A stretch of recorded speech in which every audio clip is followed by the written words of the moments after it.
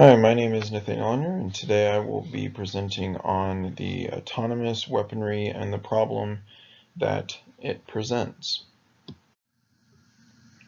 So just as a quick overview, what I'm going to talk about today, I'm going to briefly go over what AI is, the types of behaviors that make up the AI, and how that presents a problem with some of the military stuff that we're going to talk about, some of the examples of the military as they exist today, and then some current problems with AI, and then I will go over my works cited.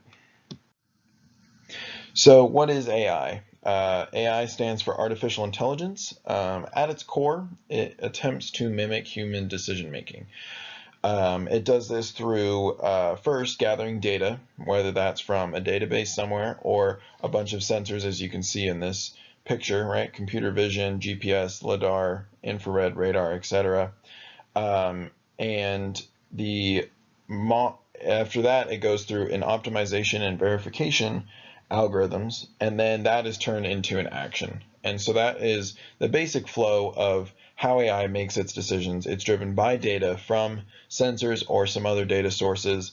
Humans then modify the verification and optimization algorithms in that second step that drives that world model that is basically the basis for the intelligence of the AI, and that leads to the action that the AI takes.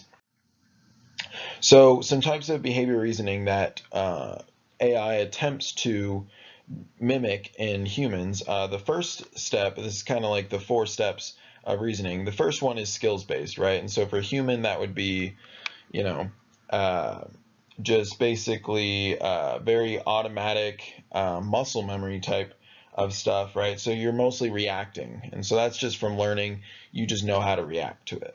The second one is kind of builds on that a little bit, and it's rule-based reasoning, right? So given a set of rules and a set of you can solve a specific situation if it's in the manual or whatever you get, right? So say you get in a car crash, it would have a couple step-by-step kind of checklist of what you need to do in that case. The third and fourth thing is where AI does tend to struggle a little bit. So the knowledge-based and expert-based reasoning kind of takes that a step further, and it's when the set of rules doesn't match the current situation. And so you need to create a mental model, and in humans, we tend to reference this as leveraging our past knowledge and judgment and intuition. And capturing that in AI can sometimes be an issue, but that's kind of the goal, is to capture all those types of reasoning in the algorithms that we build. So AI specifically in weaponry, it's still relatively new in being applied to weaponry, partially because of some ethical considerations. But for example, the Department of Defense in 2019, they had a 25% increase in their budget for spending on autonomous weaponry. They plan to release 3,477 new drones even this year. They announced Project Maven, and they're increasing the budget for Project Maven as well, which basically is trying to provide better algorithms to analyze images and pictures. It focuses a lot on computer vision, which is how using AI to scan situations and be able to pull out objects such as terrorists, even being able to recognize a terrorist, or being able to recognize weapons or any other dangers. This is also used heavily in autonomous vehicles as well. But as much as that AI has advanced through the DoD and all that kind of stuff, the United Nations and the human has really started cracking down on this movement because of ethical considerations. And 2 groups that have brought a lot of this to light are the Human Rights Watch and the Campaign to Stop Killer Robots. So specifically, the problems, as I mentioned before, right? Solving that knowledge and expert level reasoning, when you give an autonomous weapon the ability to kill, it needs to be able to have that intuition that a human would have in order to make the correct decisions, which is difficult. And the second thing is, who is responsible for whoever carries out these killings? And that's been a big discussion behind, do you hold the producer of the algorithm accountable, or is it the country that's accountable for whoever's running it? It's hard to tell, and that's another problem that comes up with autonomous weaponry.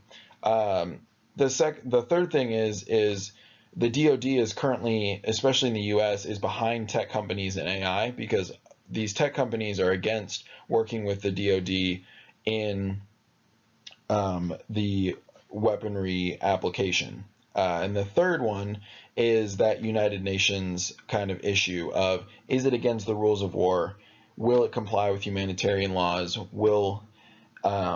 Is it respecting life and the rules of war? Because that's going to be the biggest hurdle that autonomous weaponry has. The U.S. has argued that it will actually make weapons safer and war safer, because they can program these humanitarian laws and the laws of war and all the stuff that's designated by the United Nations to make their weapons and their drones more compliant with these laws. And here's my sources cited for that. And in conclusion, there's a lot of work still to be done on advanced autonomous weapons, but the biggest hurdle that will be decided in the near future will be, is it even ethical to go forward with this, due to the AI being advanced enough to be